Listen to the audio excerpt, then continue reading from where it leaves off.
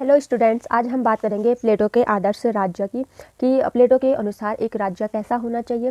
प्लेटो के ग्रंथ रिपब्लिक का मुख्य उद्देश्य एक ऐसे आदर्श राज्य का निर्माण करना है जो सभी प्रकार के विकारों और भ्रष्टाचार से मुक्त हो।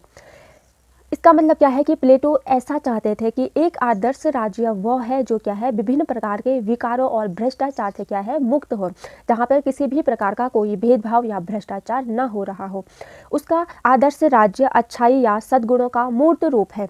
प्लेटो उसे निर्मित करने हेतु अपनी कल्पना की दौड़ वहां तक लगाता है जहां तक दौड़ क्या हो संभव हो। आदर्श राज्य के उद्देश्य: न्याय की स्थापना। एक आदर्श राज्य की स्थापना क्यों की जाती है, किस उद्देश्य को लेके की जाती है? क्योंकि क्या है, जब तक हमारा कोई उद्देश्य निर्धारित नहीं होता है तो हम क्या कहते हैं, किसी भी चीज़ पे काम नहीं करते हैं।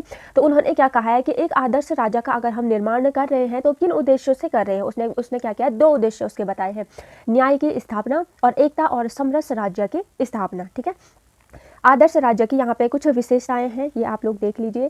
ज्ञान का शासन, सावयवी या आंगिक एकता का साकार रूप, राज्य एक नैतिक या आत्मिक संगठन है, कार्य विभाजन और विशेषीकरण पर आधारित, दार्शनिक शासक द्वारा प्रशासित, राज्य नियंत्रित शिक्षा, साम्यवादी व्यवस्था, स्त्री पुरुष समानता का समर्थक।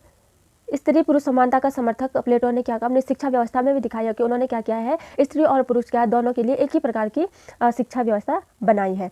अब इसकी कुछ आलोचनाएं भी हुई है, क्योंकि ये तो सामान्य सी बात है कि अगर कुछ चीज़ें होती है तो उसकी अगर कोई विद्वान अगर कोई विचार देता है तो उसके क्या होते हैं, दूसरे विद्वान क्या करते हैं, उन चीज़ों को देखते हैं और उनके विचारों को पढ़ते हैं और देखते हैं कि वो किस प्रकार से वो उपयोगी है नहीं है। अगर वो नहीं रहते तो क्या होता है, उनके विचारों की आलोचनाएं विद्वानों द्वारा की जाती है। तो इसमें फर्स्ट है, विधि की अवहेलना और निरंकुशता का समर्थन उचित नहीं है।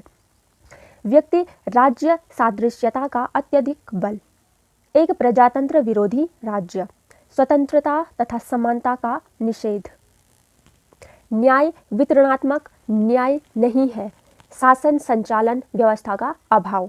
प्लेटो का आदर्श राज्य दो परस्पर विरोधी शिविरों में विभाजित है।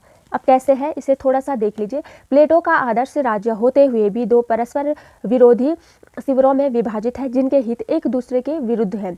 संरक्षक या अभिभावक वर्ग और उत्पादक वर्ग, एक भोग मुक्त और दूसरा भोग युक्त, एक संघ और दूसरा गृहस्थ, एक कामनी के सुख से के वंचित तथा दूसरे कंचन कामनी के सुख से संपन्न। अतः इस तरह के दो परस्पर हित विरोधी वर्गों में विभाजित राज्य में एकता, सहयोग और समन्वय की अपेक्षा करना कठिन ही नहीं क्या है, असंभव है। कि एक छोटा सा वीडियो था, इसमें मैं बस हेडिंग जो है वो बता रही हूँ। मुख्यतः इसके अंतर्गत आपने पढ़ा होगा विस्तार से, तो आप क्या करेंगे, इसके अंदर लिख पाएंगे। और इसके बाद इसमें एक छूट जाता है आपका साम्यवाद। साम्यवाद पर वीडियो लानी है कि नहीं लानी है, ये आप लोग मुझे बताएंगे कमेंट बॉक्स में। ठीक है।